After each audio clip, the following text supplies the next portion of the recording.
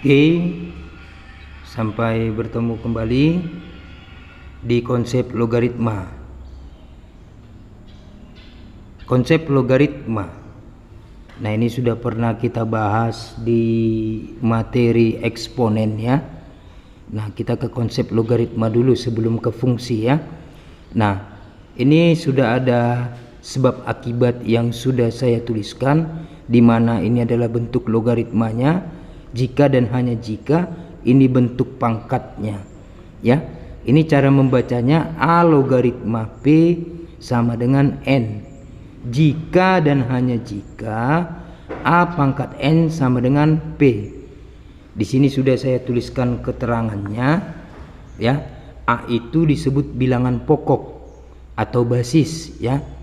Ini A bilangan pokok atau basis dengan syarat A itu harus lebih dari 0 dan A tidak boleh 1. P disebut numerus.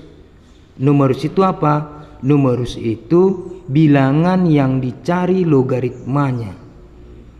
Ini juga ada syaratnya, dengan syarat P lebih dari 0. N disebut hasil logaritma. Kalau hasil logaritma itu bisa positif, bisa 0 ataupun negatif. Nah, itulah keterangan dari sebab akibat yang sudah saya tuliskan ini. A itu adalah bilangan pokok atau basis, P itu adalah numerus atau bilangan yang akan dilogaritmakan, N itu adalah hasil. A itu tidak boleh 1 dan juga A itu harus lebih dari 0. P itu numerus, di mana P itu harus lebih dari 0. Sedangkan N itu hasil logaritmanya. Kalau hasil logaritmanya bisa positif, bisa 0 ataupun negatif. Nah, kita ke latihan dulu ya.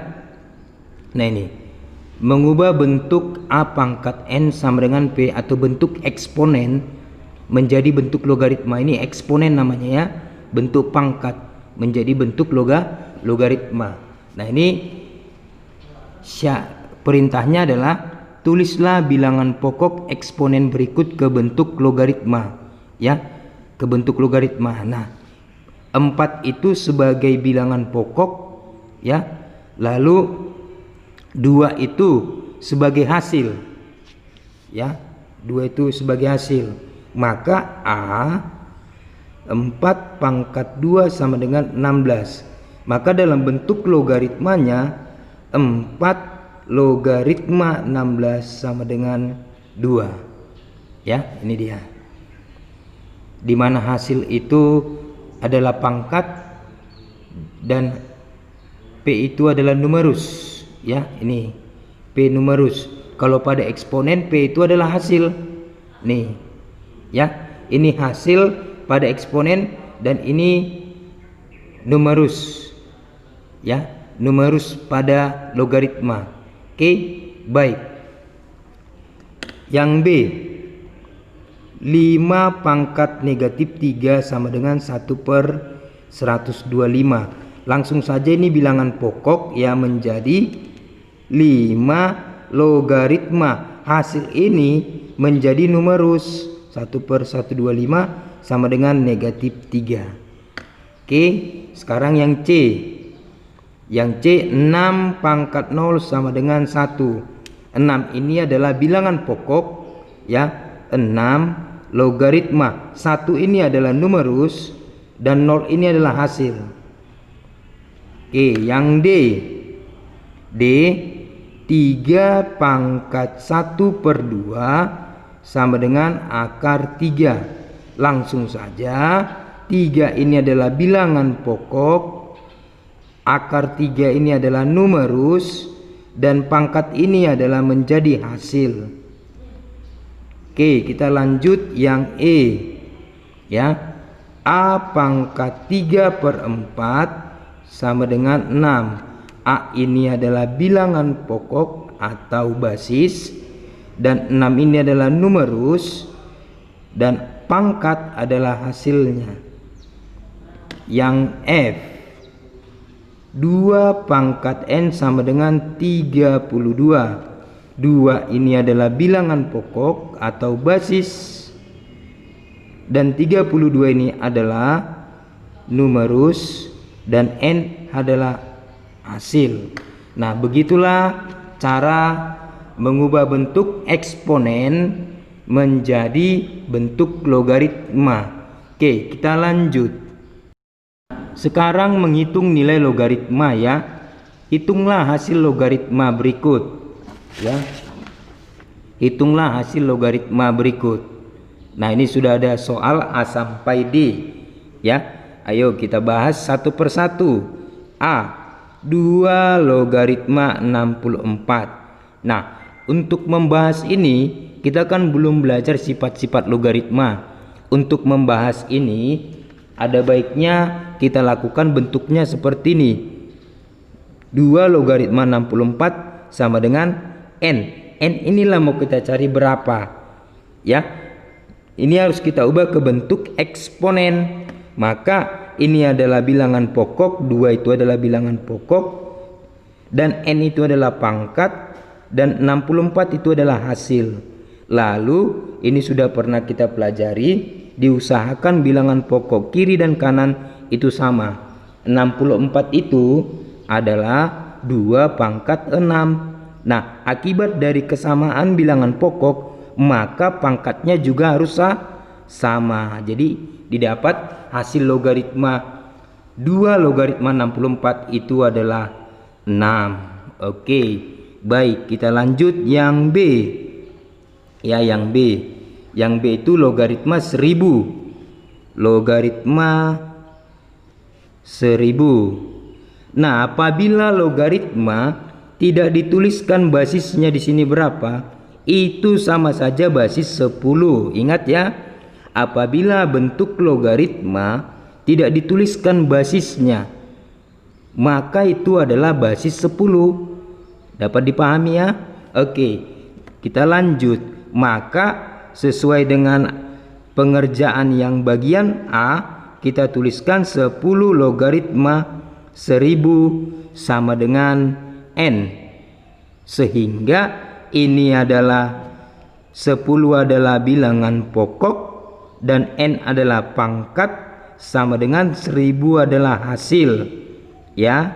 Nah, untuk menyelesaikan kesamaan ini atau eksponen, maka 1000 ini kita ubah menjadi bentuk pangkat, di mana bilangan pokoknya 10, sehingga 10 pangkat N sama dengan, nah ini nolnya berapa? 3, berarti 10 pangkat 3. Begitu caranya ya. Kalau nolnya 4 berarti 10 pangkat 4. Oke. Nah, akibat dari kesamaan ini, maka pangkatnya juga harus sama. Nah, itulah bagian B didapat hasilnya N sama dengan 3. Sekarang kita ke bagian C ya. Bagian C. Bagian C, 3 logaritma 1/3. Ayo kita ubah. 3 logaritma 1/3 sama dengan N. 3 ini sebagai bilangan pokok, N ini sebagai pangkat, 1/3 sebagai hasil. Nah, kamu masih ingat nggak kalau 1/A pangkat N sama dengan A pangkat negatif N? Masih ingat nggak ini? Nah, sehingga bentuk daripada 3 pangkat N sama dengan 1/3 itu sama dengan 3 pangkat N sama dengan 3 pangkat negatif 1. Dapat dipahami ya? Sehingga akibat dari kesamaan bilangan pokok ini ya, supaya nilainya sama, pangkatnya juga harus sama, sehingga didapat N sama dengan 1. Sehingga didapat hasil 3 logaritma 1/3 itu adalah negatif 1. Nah, kita lanjut bagian D ya, bagian D. Nah, pada bagian D itu 4 logaritma 4 ya. 4 logaritma 4. kita ubah ya.